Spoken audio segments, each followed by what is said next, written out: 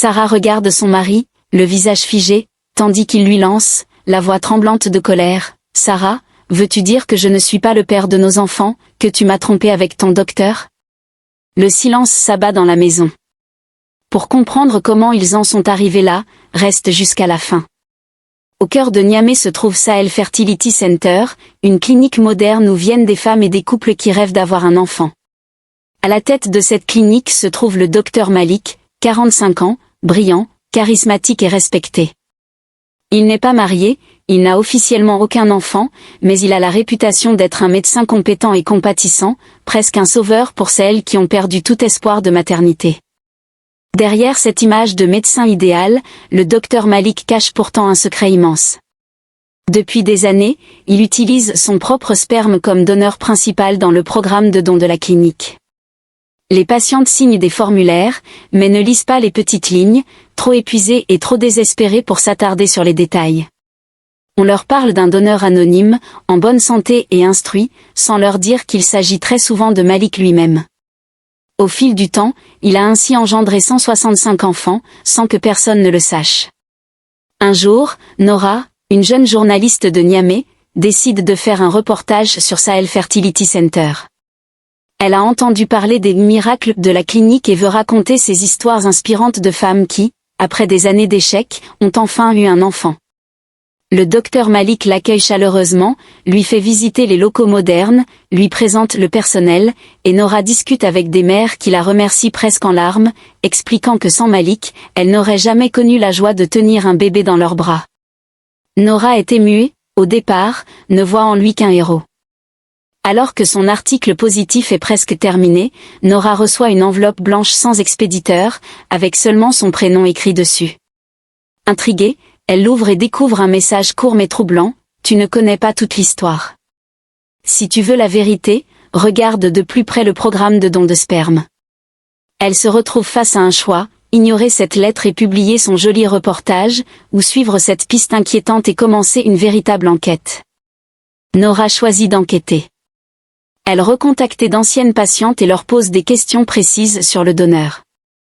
Les réponses se ressemblent toutes, on leur a dit qu'il était anonyme, en bonne santé, instruit, mais elles n'ont jamais eu plus de détails.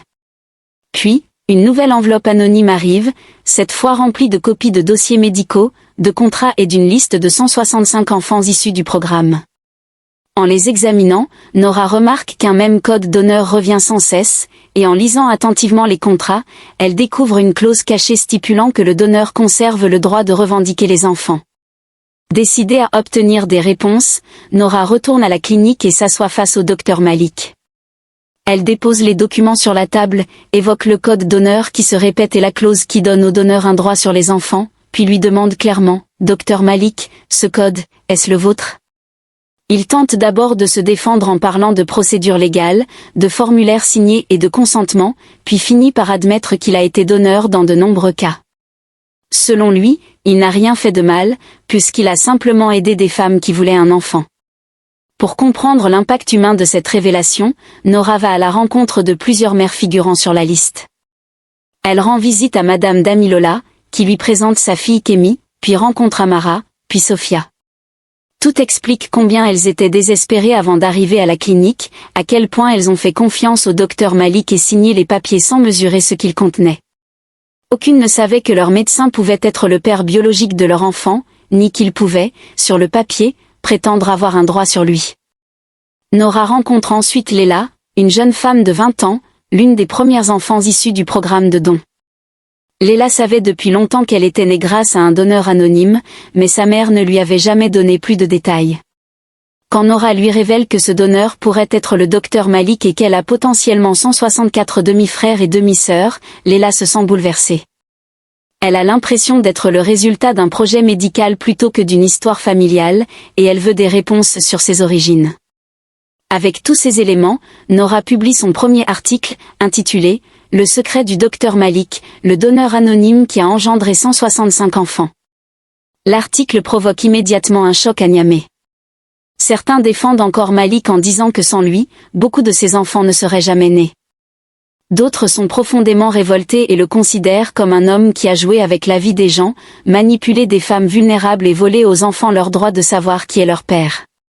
Des associations de défense des droits de l'enfant exigent l'ouverture d'une enquête. Face à cette vague d'indignation, le docteur Malik décide de contre-attaquer. Il se sert des contrats signés par les patientes et s'appuie sur les petites lignes pour envoyer des mises en demeure à certaines mères qui ont témoigné publiquement. Dans certains cas, il va jusqu'à déposer des demandes devant la justice pour obtenir un droit de visite, voire revendiquer la garde des enfants. La peur se propage parmi les mères, certaines se retirent de l'affaire pour protéger leur famille, tandis que d'autres se regroupent et choisissent de se battre ensemble malgré les risques. Nora comprend que l'affaire ne concerne pas seulement l'éthique médicale, mais aussi l'argent. Elle fait appel à un expert financier pour étudier les comptes de la clinique. Ensemble, ils découvrent que les tarifs du programme de don de sperme sont beaucoup plus élevés que dans d'autres cliniques de Niamey, que l'utilisation du sperme du docteur Malik lui permettait d'éviter de payer des donneurs externes, et que d'importantes sommes ont été transférées vers ses comptes personnels. Certains dossiers médicaux semblent même avoir été modifiés pour masquer son rôle de donneur. Il devient clair que cette situation est aussi une exploitation financière de femmes en détresse. Forte de ces nouvelles preuves, Nora publie un deuxième article, intitulé « La toile de mensonges du docteur Malik, l'exploitation cachée de mères désespérées ». Cette fois, la réaction est encore plus violente. Des manifestations éclatent devant Sahel Fertility Center, des mères en colère, des pancartes, des slogans, des médias qui couvrent l'affaire en continu. Le conseil d'administration de la clinique se réunit en urgence, décide de suspendre le docteur Malik de ses fonctions, et plusieurs procédures judiciaires sont lancées contre lui.